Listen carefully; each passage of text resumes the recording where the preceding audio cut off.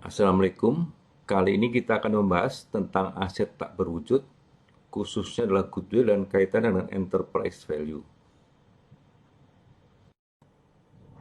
Ada beberapa catatan di sini. Sebenarnya di dalam pengertian goodwill, kita mengenal dua hal. Yang pertama adalah accounting goodwill, yang kedua adalah economic goodwill. Nanti akan kita bahas. Yang kedua, goodwill juga sering salah diartikan karena sulit membedakan antara accounting goodwill dan economic goodwill. Dan goodwill ini nanti akan berkaitan erat dengan kombinasi bisnis, merger akuisisi, serta valuasi dari sebuah perusahaan. Baik, kita kembali ke awal, economic goodwill. Jadi idenya, kalau goodwill dalam pengertian yang luas adalah economic goodwill. Jadi, suatu fungsi dari kinerja perusahaan yang membuatnya jauh melampaui rekan-rekannya atau teman-temannya dalam satu industri. Jadi kalau sebuah perusahaan menghasilkan sesuatu yang lebih, menghasilkan laba yang lebih secara permanen, maka bisa dikatakan mereka mempunyai economic goodwill. Inilah yang sering dibahas. Akan tetapi yang sering ditemui di dalam laporan keuangan adalah accounting goodwill. Karena ini akan ditemui ketika perusahaan melakukan merger dan akuisisi. Ini yang kita sebut dengan accounting goodwill. Pada waktu perusahaan sudah merger, maka nantinya akan terlihat jumlah dari goodwill-nya itu berapa, sesuai dengan cara valuasi yang dilakukan, sesuai dengan aturan yang ada. Sebagai catatan, bahwa goodwill itu mempunyai posisi khusus di dalam analisis. Karena sifatnya yang merupakan ekses, maka pada sisi analis, mereka akan mengeluarkannya pada waktu proses analisis. Pada awalnya, goodwill itu dilakukan amortisasi, seperti penyusutan biasanya. Jadi, jumlah aset dibagi dengan umurnya. Nah, kemudian peraturan yang terakhir mengatakan bahwa goodwill akan di test of impairment. Yang membedakan adalah bahwa test of impairment ini tidak sistematis. Maksudnya turunnya sesuai dengan hasil test of impairment yang terakhir. Berbeda dengan amortisasi yang sistematis, turunnya dari nilai itu akan dilakukan secara berkala dan dalam sistem yang berurutan. Nah, sekarang kita kembali kepada accounting goodwill. Jadi idenya, accounting goodwill itu muncul ketika sebuah perusahaan membeli perusahaan yang lain dan kemudian digabungkan. Nah, harga beli inilah yang jadi permasalahan karena pada waktu membeli terjadi berbagai macam penawaran yang bisa membuat harganya melampaui harga pasarnya, sehingga itulah yang nanti kita sebut dengan goodwill. Kita lihat di sini, sebuah perusahaan mempunyai nilai buku 100. Ketika divaluasi ternyata nilai bukunya lebih rendah dari nilai pasarnya. Jadi nilai pasarnya 130. Jadi proses appraisal ini menghasilkan angka 130. Jadi angka inilah yang dilaporkan kepada calon pembeli perusahaan. Kemudian si pembeli perusahaan ini akan bertemu dengan si perusahaannya untuk membeli tersebut dan kemudian melakukan negosiasi. Negosiasi ini bisa berakhir dengan harga jual buat si penjual atau harga beli buat si pembeli yang melampaui harga valuasinya. Sebagai catatan, harga valuasi ini hanya dicatat pada sisi si pembeli. Maksudnya begini, si pembeli tahu harga valuasinya, tapi si pembeli bisa saja membeli di atas harga itu karena melihat prospek yang lebih baik atau bersaing dengan pembeli lain sehingga memberi penawaran yang jauh lebih tinggi. Misalkan harga yang ditawarkan adalah 150 dan diterima. Sehingga di sini ada selisih 20 antara hasil valuasi dengan harga belinya. Jadi 20 inilah yang kita sebut accounting goodwill. Di dalam valuasi kita melihat bahwa nantinya bisa jadi muncul nilai yang berbeda antara balance sheet dan hasil dari valuasi. Di dalam balance sheet kita mengenal nilai buku, yang berarti adalah nilai yang dicatat sesuai dengan aturan untuk menghasilkan neraca. Bisa jadi sebagian menggunakan market value untuk aset tertentu, bisa jadi sebagian menggunakan historical cost. Tapi intinya, apapun yang tercatat di dalam neraca, kita akan menyebutnya sebagai book value.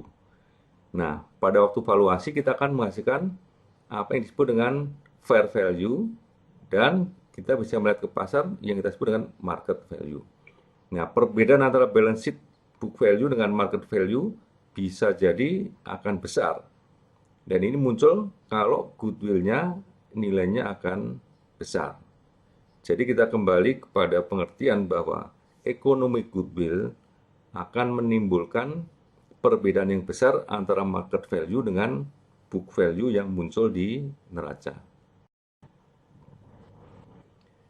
Kembali ke awal tentang intangible asset, maka di sini terdapat dua kemungkinan tentang disclosure. Yang pertama adalah undisclosed, maksudnya tidak diungkapkan di neraca. Ini terjadi ketika aset tak berwujud itu dihasilkan secara internal. Misalnya kita membangun merek sendiri, dari awal kita tidak mencatatnya, dan kemudian setelah sekian tahun ternyata merek itu nilainya besar dan dikenal masyarakat. Karena sejak awal kita tidak secara khusus mencatat, maka nilai merek tersebut tidak tercatat di dalam sebuah perusahaan. Tetapi ketika kita membeli sebuah perusahaan, maka setiap aset yang dikenali akan dicatat secara terpisah nilainya masing-masing. Sehingga membuat ketika sebelum dibeli nilainya tidak muncul, setelah dibeli perusahaan yang lain, nilai aset tak berwujudnya menjadi muncul. Karena terdisclose pada waktu dilakukan proses pembelian dan dicatat secara terpisah.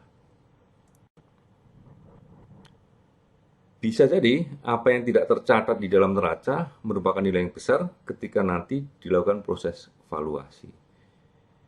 Inilah yang kita sebut dengan internally generated goodwill. Jadi perbedaan antara harga pasar dan nilai buku dari sebuah perusahaan.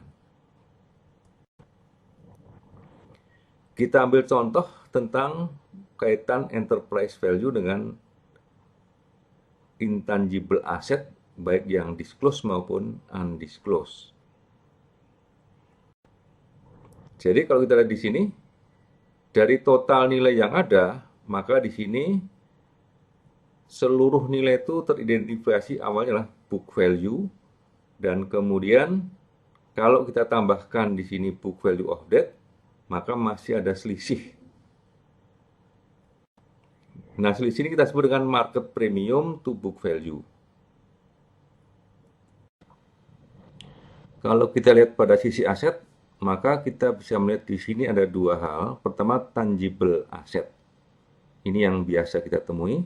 Yang kedua adalah intangible asset yang terdisclose. Maksudnya, intangible asset yang muncul di neraca secara khusus.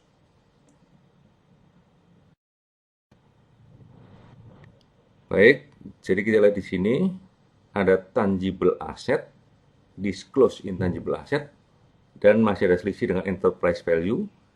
Dari sisi aset, kita menyebutnya dengan undisclosed intangible asset yang berwarna hitam di sini. Inilah aset yang nilainya cukup besar yang berkontribusi terhadap nilai perusahaan.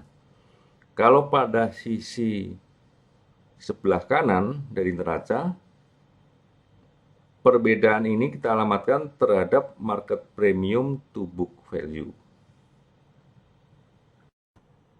Kita lihat sekarang nilai pada perusahaan yang bernama Apple. Ini sangat fenomenal. Jadi yang kolom paling kiri adalah kolom enterprise value. Dan kemudian kalau kita lihat dari data yang ada sebagian merupakan tangible net asset. Berarti yang teridentifikasi secara fisik adalah tangible net asset. Kemudian setelah dilihat kembali, ada sebagian yang bersifat intangible yang disclose, artinya yang muncul di neraca. Nah, masih ada selisih lagi di sini, bagian biru yang terakhir. Setelah dievaluasi kembali dari hasil valuasi, ternyata di sini ada goodwill, kontra, consumer, teknologi 40%-nya, dan kemudian marketing 40%. Dari 155 yang ada, ternyata yang teridentifikasi sebagai brand adalah 146. Jadi inilah unsur brand di dalam valuasi sebuah perusahaan. Sekarang kita lihat komponen value dari S&P 500 dari waktu ke waktu. Tahun 75 kita lihat di sini kontribusi intangible asset secara rata-rata 17% dari total value. Bergerak ke 32% tahun 85 dan terakhir 2015 84% intangible asset dari 100% total value. Kita lihat di sini bahwa porsinya semakin membesar intangible asset ini, walaupun tidak akan pernah sampai 100%. Karena bagaimanapun sebuah perusahaan pasti membutuhkan sarana fisik, yaitu berupa tangible fixed asset maupun aset lancar. Pada hasil survei tentang value driver, maka diketemukan di sini bahwa terdapat 5 value driver utama di dalam sebuah perusahaan yang bisa menentukan value perusahaan itu di waktu yang akan datang. Jadi yang pertama adalah customer satisfaction, kualitas dari bisnis proses, kemudian customer relationship, kualitas dari orang, jadi internal, dan kemudian reputasi. Jadi hampir seluruhnya di sini adalah intangible asset. Apabila di link dikaitkan dengan KPI, maka kita bisa melihat misalnya customer experience, itu fungsi dari customer satisfaction, kemudian fungsi juga dari customer relationship, dan seterusnya. Jadi intinya value driver itu akan mempengaruhi kondisi perusahaan, dan supaya termonitor maka KPI dari sebuah perusahaan, Key Performance Indicator, seharusnya di-link terhadap value driver tersebut. Sebagai catatan akhir, goodwill adalah salah satu dari aset tak berwujud yang paling sering dibicarakan. Dengan video ini kita harapkan Anda semua mengenal perbedaan antara accounting goodwill dan ekonomi goodwill, walaupun kita belum mengetahui teknik valuasinya karena belum dibahas di dalam video ini. Sampai di sini. Wassalamualaikum warahmatullahi wabarakatuh.